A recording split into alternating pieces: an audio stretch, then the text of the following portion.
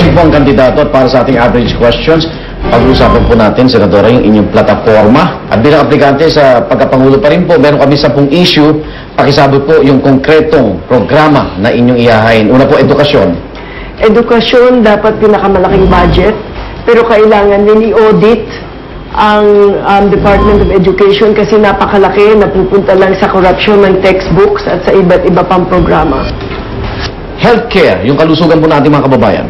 Dapat ang healthcare ay pantay-pantay para sa lahat, lalong-lalo na mahihirap. Para sa akin, dapat libre edukasyon at libre ang healthcare, hindi lang yung maliliit na PhilHealth cards, kung hindi extensive health coverage, lalong-lalo na para sa mahihirap. Sa pabahay po. Sa pabahay, ang maganda ay huwag mamigay ng bahay. Kung hindi, bigyan natin ang taong bayan ng kakayahan, bumili ng kanilang bahay.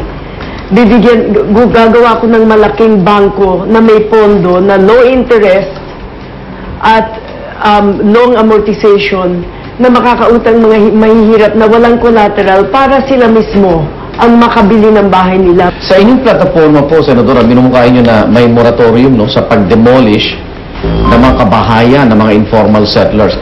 At maghanap sila ng lugar na maaring mapaglipatan malapit sa lugar ng kanilang trabaho. Sa sikip na po ng Metro Manila, saan pa ho ito pwede maging matagumpay? Kailangan talaga ilabas sila ng lungsod Galing ako sa Quezon City, sa Commonwealth, kung saan may mga informal settlers na may-ari naman ang City of Quezon City. Pwede naman silang mag-build ng apartment upwards. Ang laki-laki talaga ng lupa doon. Ang dami-dami pa. At wag naman, ako I'm against na yung malalaking developer, hindi nila babayaran, gagamitin ng pulis, papaalisin tapos hindi relocate. Kailangan bigyan ng sapat na kabuhayan yung mga settlers. Senator, paborito ninyong usapin, kalikasan. Ano po yung naising gawin? Sa akin, sa kalikasan ay part yan ng human rights. Yung talagang napipinsala dyan, yung mahihirap, kagaya ng Ondoy. Dahil sa mismanagement ng kalikasan, maraming namatay. Yung mga katutubo natin, brothers and sisters, na pinapaalis lang ng mga malaking minahan, ng mga malalaking logger, sila ang dapat bigyan ng proteksyon at lalabanan ko ngayon yung mga logger at illegal miner at loggers na sumisira sa kabuhayan ng mga katutubo at na mahihirap. Gusto niyo pong i-repeal yung Mining Act at saka yung JPEPA, pero saan mo manggagaling yung pondo para dun sa iba ninyong Sa katotohanan, yung 1995 Mining Act, hindi naman sila naglalagay ng pondo Kunin natin yung pondo sa maninina nila. Linalabas nila yung ginto, linalabas nila yung kayamanan ng ating bayan, hindi naman napupunta sa atin. Mas maganda pa na kung ang gobyerno ang magmina at ibigay sa taong bayan yung kita at wag sa dayuhan. Senator, sa foreign debt? Sa foreign debt, ako ay para sa renegotiation at sa repudiation ng mga illegal at odious debt. Sapagkat ang laki-laki ng pera ng taong bayan ay napupunta sa automatic debt appropriation. Dapat rin yung automatic na pagbayad ng utang ay dapat i-repeal. Taxes at pork barrel, ho? No increase in taxes. Babawasan kong IVAT. Sa akin, sapat na yung 10% value-added tax. At pork barrel ay dapat maalis. Unemployment? Unemployment ang dapat magawa natin at mag-create tayo ng tunay na jobs dito at wag lang natin ipadalang OFW parang mga slaves sa dayuhan. Create real wealth by having banks, mga bangko na nagpapahiram sa mahihirap, sa magsasaka, sa mangingisda. Yan ang tunay na kayamanan na dapat pondohan ng mahihirap para magkaroon ng tunay na kayamanan dito sa Pilipinas. Reproductive health? Reproductive health, I'm for freedom of information. Dapat bigyan talaga ng madaming impormasyon ng mahihirap. Hindi lang ako tutulan ako sa paggagamit ng pondo ng gobyerno para bumili ng contraceptives. I will leave that choice to the person kasi magiging sanhi na naman ito ng corruption. Biro mo yung malalaking mga multinationals, kung bumili ka ng bilyon-bilyon na condoms, hindi mo naman alam kung saan mapupunta. Hindi ba kayo nangamba na baka kayo ma-oppose ng simbahan dahil sa pro-RH standing niyo? I am pro-Filipino. I'm not anti-church. Pero ako, dapat level ang playing field. Na kung yung mayayaman ay may access sa impormasyon, kailangan rin mahihirap, meron rin silang full access sa impormasyon na kailangan ng kababaihan para malaman nila kung paano ang andar ng kanilang mga katawan. Priority ninyo sa national security? National security, my major priority is to renegotiate or rescind DFA. Hindi tayo magkakaroon ng tunay na sovereignty kung ang mga dayuhan ang nagpapalakad pa ng militar sa ating bayan.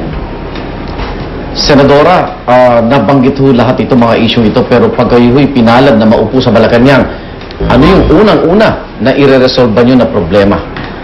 Unang-una, papa-audit ko lahat ng department.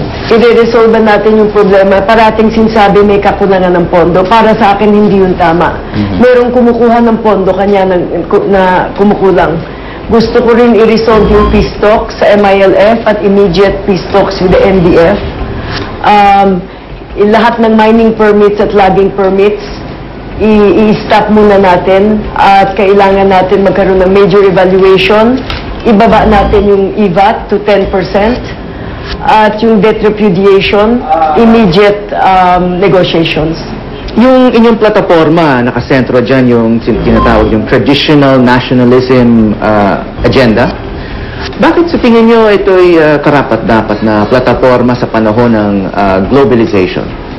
Sapagkat walang bayan na yumaman na hindi muna naging nationalist.